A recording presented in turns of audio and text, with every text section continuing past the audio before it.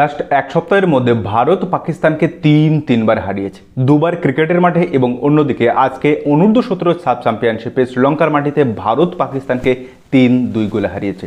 ক্রিকেটে তো অনেক আগেই ভারতের পুরুষ ক্রিকেট দল তাদের মান রেখেছে, সম্মান রেখেছে এই ম্যাচটাতে। আজকে অনূর্ধ্ব-17 ছেলেরাও কিন্তু তাদের মান রাখলো। আজকে এই অনূর্ধ্ব-17 বাচ্চা ছেলে মেয়েগুলো যে ধরনের ম্যাচটা খেলেছে, যে কম্পিটিশনের যে ক্যারেক্টার তাদের দেখানো উচিত ছিল, আজকে কিন্তু তারা প্রপারভাবে সেটা দেখিয়েছে। যারা জানেন না যে শ্রীলঙ্কাতে এই মুহূর্তে অনূর্ধ্ব-17 সাব চ্যাম্পিয়নশিপের ম্যাচ হচ্ছে এই দক্ষিণ এশিয়ার দেশগুলোর 7টা দেশকে নিয়ে, যেখান থেকে এ গ্রুপ থেকে চ্যাম্পিয়ন হয়ে এসেছে বাংলাদেশ, বি গ্রুপ থেকে চ্যাম্পিয়ন হয়ে সেমিফাইনালে এলো ভারত এবং সেকেন্ড বেস্ট টিম হিসেবে এ গ্রুপ থেকে এসছে নেপাল এবং বি গ্রুপ থেকে পাকিস্তান। আগামী 25 সেপ্টেম্বর এই অনূর্ধ্ব-17 সাব চ্যাম্পিয়নশিপের সেমিফাইনাল, যেখানে এ গ্রুপের চ্যাম্পিয়ন অর্থাৎ বাংলাদেশ খেলবে বি গ্রুপের সেকেন্ড বেস্ট টিম পাকিস্তানের সঙ্গে, অন্যদিকে বি গ্রুপের চ্যাম্পিয়ন দল ভারত খেলবে এ গ্রুপের সেকেন্ড বেস্ট টিম নেপালের সঙ্গে।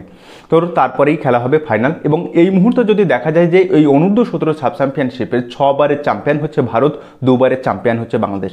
তবে এই গোটা ম্যাচটা দেখার পরে, আজকে বিশেষ করে ভারত এবং পাকিস্তানের ম্যাচটা দেখার পরে মনে হয়েছে যে ভারতের ছেলেরা যে কম্পোজার দেখিয়েছে, যে কুল মানসিকতা এবং যে অ্যাটিটিউডটা পিছে তারা দেখিয়েছে, তা সত্যিই এক কথায় অনবদ্য।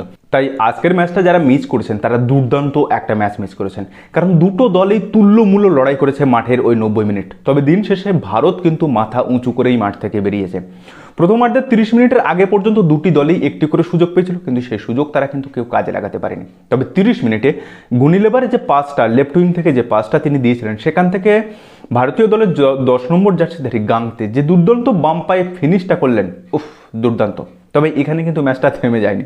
তো 40 মিনিটের মাথায় পাকিস্তানের আবদুল্লাহ একটা পেনাল্টি পায় এবং সেখান থেকে সে যে গোল করার পরে সে যে সেলিব্রেশনটা করলো, সেই সেলিব্রেশনটা দেখে মনে হচ্ছে যে গতকাল পাকিস্তানের ফারহান হাফ সেঞ্চুরি করার পরে যে ধরনের সেলিব্রেশনটা করেছিল, তারপর পাকিস্তানের অনূর্ধ্ব-17 এই ছেলেমেয়েরা যে সেলিব্রেশনটা করলো, যে চায়ের কাপ নিয়ে যে ব্যাপারটা, অনূর্ধ্ব-17 এই বাচ্চা ছেলেগুলোর সেলিব্রেশন দেখে এটা কিন্তু খুব সহজেই অনুমান করা যায় যে এই সমস্ত ছেলেমেয়েগুলোর মধ্যে কত ছোট বয়স থেকে রাজনৈতিক কিংবা ধর্মীয় গুঁড়ামির বিষ ইনজেক্ট করা হয়। আর যখনই ভারতের প্রত্যুত্তর দেয়, তখনই এরা কান্নাকাটি শুরু করে যে ভারতের স্পোর্টসম্যান স্পিরিট নেই। বিশ্বে এইরকম হিপোক্রিসির দেশ বোধহয় আর একটাও, ক্রিকেট বলুন বা ফুটবল বলুন বা যে কোনো খেলায় এরকম দেশ বোধহয় আর একটাও নেই। এরপর দ্বিতীয়ার্ধে 63 মিনিটে ভারতের গুনিলেবা গোল করে ভারতকে 2-1 এগিয়ে দেয়, কিন্তু এখানে এই ম্যাচটা কিন্তু শেষ হয়নি। পাকিস্তানের সবচেয়ে এই টুর্নামেন্টে আমার দেখে যেটা মনে হয়েছে যে এই মুহূর্তে টপ প্লেয়ার পাকিস্তানের 14 নম্বর জার্সিধারী হামজা ইয়াসির, সে কিন্তু একটা ফাঁকায় বল পেয়ে যায়, কারণ পাকিস্তানের 10 নম্বর জার্সিধারী যে বলটা শট নেয় গোলে, ভারতের গোলকিপার বলটা ধরতে গিয়ে তার হাত থেকে বেরিয়ে যায় এবং সেখান থেকে একটা ন্যারো স্পেস ছিল, সেখান থেকে পাকিস্তানের ওই ইয়াসির গোল করে পাকিস্তানকে 2-2 জায়গায় সমতা নিয়ে আসে। কিন্তু 3 মিনিট বাদেই বা 73 মিনিটে ভারতের রেহান আহমেদ, সে কিন্তু গোল করে আবার ভারতকে ম্যাচে ফিরিয়ে আনে এবং ভারত এই ম্যাচটা 3-2 গোলে জেতে। লাস্ট ম্যাচে ভুটানের বিরুদ্ধেও কিন্তু এই রেহান আহমেদ গোল করে ভারতকে এগিয়ে দিয়েছিল। তবে আমি একটা জিনিস শুধু ভাবি যে পাকিস্তানের এই সমস্ত প্লেয়াররা অনূর্ধ্ব-17 এই যে কাপ সেলিব্রেশন বা ক্রিকেট দলের যে গান সেলিব্রেশন যেগুলো করলো, এটা তো মানে এই যে কন্টেন্ট এরা দেয় খেলার মাঠে, এরা যে ধরনের কন্টেন্ট মানুষকে দেয়, মিম করার জন্য যে কন্টেন্টগুলো দেয় ঠিক আছে, যে প্রভোগ করার জন্য ঠিক আছে, কিন্তু সেই প্রভোগের বা সেই কন্টেন্টের পিছনে আমার তো ব্যাক অফ দ্য পারফরমেন্সটা দেখাতে হবে। সেই পারফরমেন্সটা কিন্তু পাকিস্তান থেকে কখনোই পাওয়া যায় না, অথচ খেলার মাঠে এরা সব থেকে বেশি রাজনৈতিক ইস্যুটা নিয়ে আসে। এবার প্রত্যুত্তর দিতে গেলে তখন ভারতের স্পোর্টসম্যান স্পিরিট নেই। যাই হোক, এই দেশটির সম্পর্কে যত কম বলা যায় ততই বোধহয় ভালো। এবার আসি গতকাল এ গ্রুপের লাস্ট গ্রুপ স্টেজের যে ম্যাচটা ছিল বাংলাদেশ এবং শ্রীলঙ্কার বিরুদ্ধে, সেখানে বাংলাদেশ ডমিনেটিং পারফরমেন্স করে শ্রীলঙ্কাকে 4-0 গোলে হারিয়েছে। আর এখানেও সেই বাংলাদেশ তাদের অ্যাটাকিং যে মেন্টালিটি, অ্যাটাকিং যে ফুটবল খেলার যে ধরনটা, সেটা কিন্তু দুর্দান্তভাবে বজায় রেখেছে। আর বিশেষ করে এইখানটা একটা জিনিস দেখে আমার বারবার মনে হয়েছে যে বাংলাদেশের 10 নম্বর জার্সিধারী ফয়জাল এবং ভারতের 10 নম্বর গাংতে, এরা দুজন কিন্তু ভবিষ্যতের এক সুপারস্টার হতে যাচ্ছে। এই কথাটা আমি ভবিষ্যৎবাণী করে রাখলাম বা প্রেডিকশন একটা দিয়ে রাখলাম। এই ফয়জালের হাত ধরেই কিন্তু যতগুলো বাংলাদেশের গোল হয়েছে এই সাব চ্যাম্পিয়নশিপে অনূর্ধ্ব-17, প্রত্যেকটাতে কিন্তু এই বাংলাদেশ গোল করেছে। এই তার যে অ্যাটাকিং শুরুটা হয়েছে সেটা কিন্তু বাংলাদেশের এই ফয়জালের হাত থেকে, পায়া থেকে হয়েছে। বাংলাদেশ এই ম্যাচে 4 গোল দিয়েছে, যার মধ্যে আরিফ করেছে 1টা গোল এবং মোহাম্মদ রিফাত হোসেন করেছে হ্যাটট্রিক, যেটা কিন্তু বেশ চমৎকার বাংলাদেশ ফুটবলের ক্ষেত্রে। তবে এই অনূর্ধ্ব 17 এই যে 7টা দেশের খেলা হয়েছে তার মধ্যে বেশ কয়েকটা খেলা আমি দেখেছি ভারত এবং বাংলাদেশের। দেখার পরে এই মুহূর্তে আমার যেটা মনে হচ্ছে, যদি মিডফিল্ডের কর্তৃত্বের কথা বলা যায়, তবে এই মুহূর্তে কিন্তু এই অনূর্ধ্ব 7 চ্যাম্পিয়নশিপের টপে আছে বাংলাদেশ।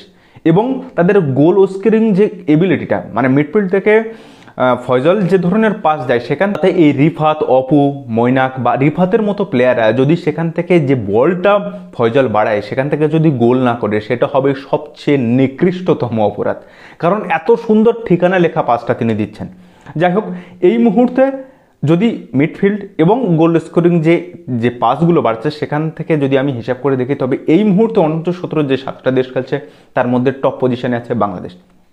আর ভারতকে যদি বলা হয়, তবে গোটা ম্যাচে যদি সুযোগের টার্মসে দেখি যে কটা সুযোগ পেয়েছে তার মধ্যে থেকে কটা সদ্ব্যবহার করেছে, তবে একমাত্র ভুটান ম্যাচটা যদি বাদ দিই, তবে ভুটান ম্যাচে কিন্তু দারুণ গোলকিপিং করেছিল ভুটানের গোলকিপারটা। রোগা একটা ছেলে, কিন্তু দুর্দান্ত তার আউটিং সেন্স, পজিশনিং সেন্স, সেদিক থেকে ভুটানের প্লেয়ারটা কিন্তু দুর্দান্ত ছিল। যাই হোক, এই যে গোলের সুযোগ, সেই সুযোগের যদি নিরিখে দেখা যায় যে দুটো সুযোগ পাচ্ছি তার মধ্যে থেকে একটা অন টার্গেট এবং একটা গোলও করবে, সেই টার্মে যদি দেখি তবে কিন্তু এই মুহূর্তে ভারত এগিয়ে এই সাব চ্যাম্পিয়নশিপের 7টা দেশের মধ্যে টপে থাকবে।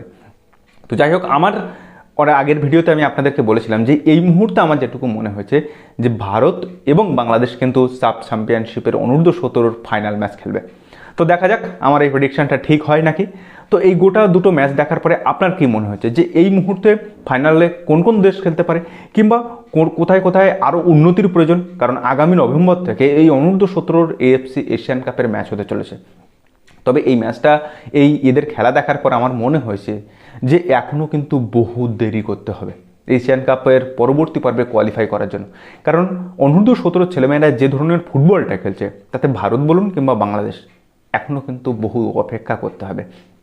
যেটা আমরা মহিলা ফুটবলের ক্ষেত্রে দেখেছি, খুব দ্রুত তারা এগিয়ে যাচ্ছে, কোয়ালিফাই করছে, সেইটা কিন্তু পুরুষ দলের ক্ষেত্রে আমার মনে হচ্ছে যে আরও হয়তো কয়েকটা বছর আমাদের সময় লাগতে পারে। দেখা যাক দক্ষিণ এশিয়ার ফুটবলের কিভাবে ভারত এবং বাংলাদেশ নেতৃত্ব দেয়, সেটা দেখার আশায় অবশ্যই রইলাম। তো যাই হোক, আজকের এই ভিডিওটা এখানে শেষ করছি। ভিডিওটা যদি ভালো লাগে তাহলে অবশ্যই আপনার বন্ধুবান্ধব চেনা জানা মানুষের মধ্যে শেয়ার করে তাদেরকেও জানার সুযোগ করে দেবেন। তো দেখা হচ্ছে পরের ভিডিওতে, ততদিন ভালো থাকবেন, সুস্থ থাকবেন, আর অবশ্যই নিজের খেয়াল রাখবেন। আর হ্যাঁ, আমাদের চ্যানেলটা সাবস্ক্রাইব করতে যেন ভুল করবেন না। ধন্যবাদ।